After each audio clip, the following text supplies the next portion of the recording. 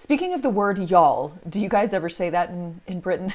If you started to yoll people over here, people would get you to seek medical help, as we would assume that you having a stroke or something. The only more inclusive term than that is all y'all, which covers all 8 billion people on this planet as well as any nearby aliens. Okay, whoever wins the next presidential election has got to address the United Nations with all y'all. I think that I just got to hear that first time. Hello, everyone, and welcome to A Very Special Relationship. My name is Matt Johnson. I have a show called The Interesting Times. It's a comedy show about politics in the UK on YouTube. I say potato. And my co-host, who says potato, is one Andrea Bridges-Smith, host of the Phoenix News Report. Hello, Andrea. Hello, Matt. We have got a lot to cover today, so let's get right into it. First of all, I keep hearing stories about the BBC having to apologize to everyone, starting with Nigel Farage. Now, I hear his name a lot, but I don't really know a lot about him. Can you tell us a bit about him and why the BBC is apologizing to him? Right. Well, okay. Well, what you need to know about Nigel Farage is he's really just a revolting individual.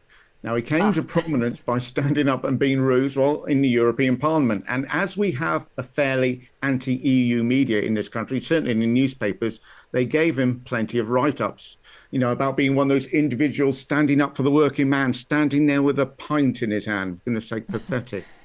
Well, if that's all you have to do to stand up for the working man, I stood up for the working man twice yesterday, so Oh, well you're done. welcome. Good job. Now, he's a founding member of UKIP, which was the UK Independent Party. That then was replaced by the Brexit Party and then replaced by the Reform Party. He's also Okay. good friends with one Donald J. Trump, which should tell you all you need to know about him, really. He spends a Ah, lot of his time in the States sucking up to, and hold on to your lunches, as I believe I'm using that word correctly, the Donald. And I've no doubt he will campaign for his re-election bid in 2024. Might as well, he's had no luck here. yeah, he sounds like a real peach. I'm surprised he hasn't been elected to something over here, honestly. Right. Anyway, on to the story itself. So before we begin, one thing you should know above everything else with Nigel, he's a victim in every regard. Got it. Basically, he was with a private banking firm called Coots, and Coots deal with some pretty rich individuals. And so when Nigel paid off his mortgage, they had a look at his account and said, do we want this guy to bank with us? And decided it's not worth the hassle. So they had offered him the choice to bank with NatWest, their sister bank for the great unwashed. People like you, me, and indeed 95% of this, of the country would actually bank with them.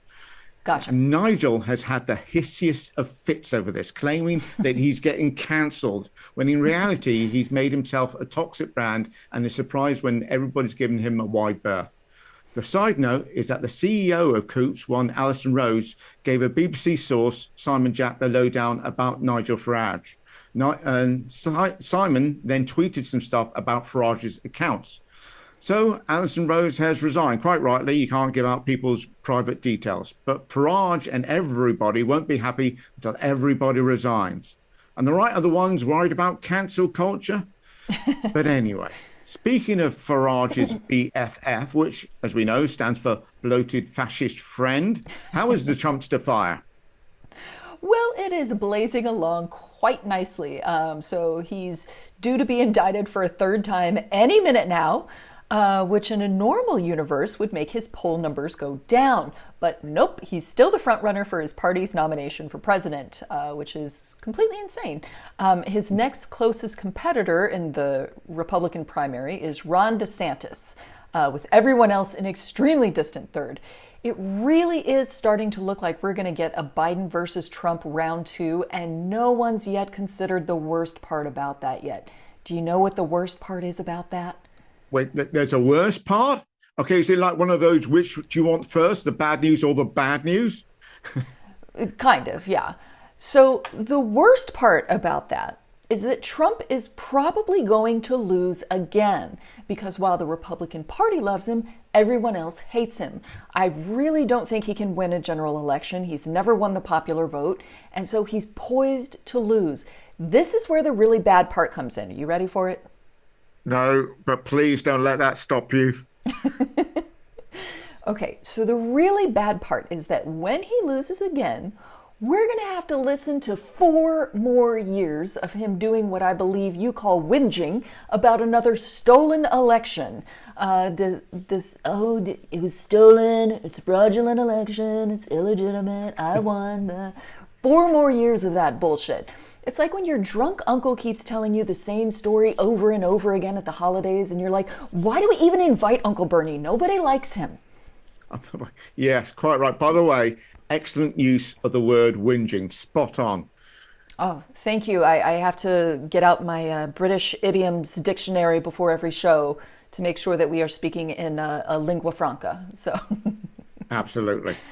trying to do my research. So, over here in the States, another big news story: Twitter has been rebranded to X. And as soon as this was announced, there was a chorus of rejoicing from Americans, and a choir of angels broke out in song, and world peace encircled the globe. Actually, none of that happened, because on the list of things that is wrong with Twitter, the name isn't anywhere near the top. Yeah, I must admit, when I went to log on to the Twitter sphere and saw this giant X come up, I thought, oh, I've been banned. You shall not enter. Right. I have to say, I hate the new logo. I wasn't really a fan of the old one, so maybe I don't know, maybe I'm just hard to please. Now, apparently, though, X Videos, which is a pornographic website, But you're that's not what sure. I'm led to believe. Okay, you wouldn't know. Yes. No. Yeah. They saw a large uptake in viewings, and I love that. I love that people see the X and go, that reminds me. My favorite response, though, to all of this, to the new logo, is someone just tweeted just one question, Elon, and then a Y in the same font that the X was in. Great work. I love that. That's good. So one thing that I think is interesting, there's this new CEO at Twitter, Linda Yaccarino. Not that you would know it because Elon Musk won't shut up long enough to let her talk. But Linda is the master of spin. When she was coming to work for Elon Musk, she said she was, quote, inspired by provocative leadership. And of this announcement, she said, quote, it's an exceptionally rare thing in life or in business that you get a second chance to make another big impression. How about that? I have to say that's a wonderfully positive American approach. I don't think we'd have the same thing over here, though. Yes, she's either the master of spin or the most positive person that has ever lived. I'm not sure which, but I have an idea for a game if you're up for it. Oh, yeah, sure. Let's each dream up the most heinous, crazy news story that we can possibly imagine. I'll give you one and you give me one, and then we'll pretend to be Linda Yaccarino and spin it into something positive. Does that sound okay? Right. Yes. Okay, great. I'm going to give you one first. News headline: Rishi Sunak's left leg eaten by rabid shark. How do you spin that into a positive? Shark population on the rise once they found food or something like that. Yes, God bless those sharks. They are thriving out there. Absolutely. Now I'm supposed to give you one, aren't I? Give me a news excuse me, story. Sorry. Yes, and I'll spin it into a positive. Positive story. Yep. Wildfires on the increase across the world. Let's see. Spinning that one into a positive. Okay. Keep your jacket in the closet this year. You won't need it. Nice. Nice. Yes. Or I believe you guys might you guys might prefer jumpers, right? If I'm looking at my idiom dictionary. Keep your jumpers in the closet. Not needed. Fleece. That's right. I still can't believe you're wearing fleece in July. We do not do that here. Neither. Global warming. What global warming? Right. Yes. Right. Exactly. Trust me, this part of the globe is quite warm. So, Matt, I heard another story this week that there is a BBC reporter that basically asked the captain of the Moroccan World Cup team to out her lesbian teammates in public at a press conference.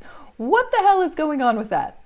Yeah, not the BBC's finest moment. This is really rather bizarre if anybody's not caught on to it. Basically, there's a World Cup going on at the moment.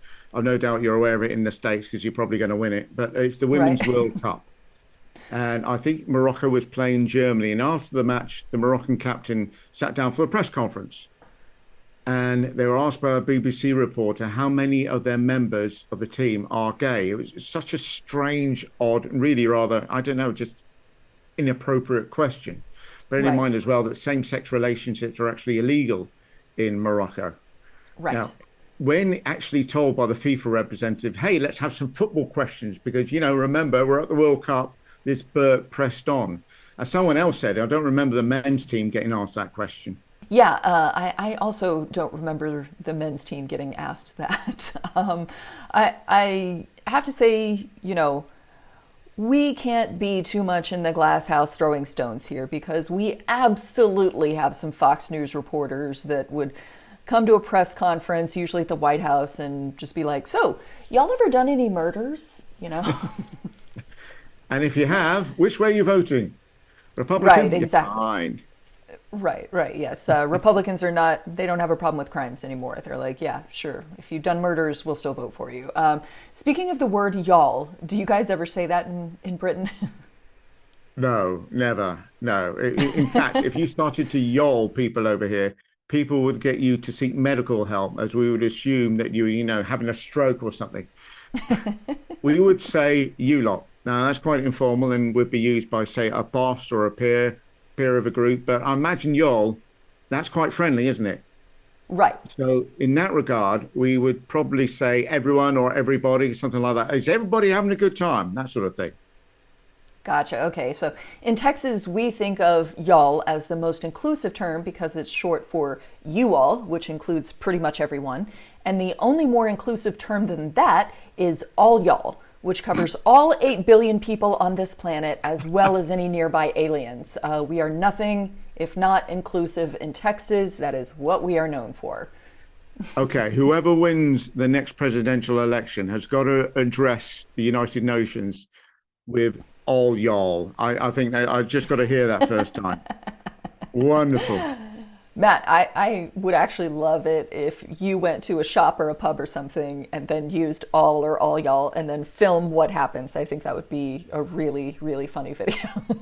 Very much so. There would be an awkward silence and just a look on everybody's face that said, what the fuck was that? Comedy gold. We've got to do that. Absolutely. So, Andrea, I may be completely wrong about this. It has been known to happen once in a while, right? But here's the thing. I think the UK is heading for a 2023 autumn election. So bear with me. One thing we haven't talked about yet is the 3 by-election that happened last week. Now, if you remember, I said Sunak could lose all 3. Mm-hmm. Well, he didn't. He actually lost 2 of them, overturning stonking majorities, one to the Labour Party and one to the Lib Dems. But they held on to Uxbridge, which is Boris Johnson's old seat, by less than 500 votes. Now, all of a sudden, the narrative have changed and Labour are the ones having internal discussions. And the Tories are saying, maybe this isn't so bad. Both stances are completely ridiculous, by the way, but never mind. Now, there's also been an increase in the divisive rhetoric that the Tories are renowned for, tweeting things like the Labour Party are on the same side as people smugglers. Now, it's just a useful tool to whip up feeling amongst the useless tools, right? But why do that after the 3 by-elections and not before? And it's either because Sunak is either holding on or they've had a look and think, you know what, we might be able to win this. They won't. The final point. The final point is this. I do postal votes. I changed it during the pandemic, but ever since I found Donald Trump hates them, I've kind of kept with it, I think if he hates it, it's got to be right, right? So the other day, I was asked to check all my details on there. Now, this may just be a bit of clerical admin, but who knows? Not me. Well, I like that you're having an autumn election. That's when we do ours. And it'll be nice, cool weather where you Brits won't have to worry about boiling to death while standing in line for hours with no water while you're waiting to vote. Sorry. Actually, I think I'm thinking of us. You guys probably don't have to stand in line for hours being denied water while you vote, probably. Is that right? Well, not me. I'm a postal vote, remember? Right, but the people who do have to vote in person, they probably just go in, vote, get Just out, go and it's in, click the box, and go out again. yeah. We don't do that here. So we have long lines, and they've actually passed laws in some places that you can't hand out water to people who are waiting in those long lines to vote. And I will give you one guess which party passed those laws. Would it start with an R for arse? I mean, it's ironic, really. Let's take out the re, and they're basically publicans, aren't they? Right. Also, I might have got this completely wrong, but I was actually watching a YouTube video the other day that there is a law in Texas which states that you can get fined for giving food to the homeless. Now, is this true, Andrea? Yes, there actually is a law that is getting some charities in trouble for feeding homeless people. If it were up to our governor, Greg Abbott, you wouldn't be able to feed homeless people, immigrants, or liberal twat waffles like myself. So if you want to piss off the governor, all you have to do is just eat and live. It's very simple. All right, I'm going to go with the question again. Why? It's a good question. The only correct question, really. Someone once said that the cruelty is the point of people like Greg Abbott. He's just a plain old sadist. And if you want to know more about sadists, there's a whole section on X videos, which I know you don't know anything about. Right. Anyway, just another wow. For so many Yes. reasons, just another wow. Right. Well, that is all that we have time for this week. I'll be off next week on vacation trying to find a cool body of water to submerge myself in, but we'll probably have to settle for something between tepid and warm. In the meantime, Matt will be here to keep you company on YouTube at The Interesting Times UK.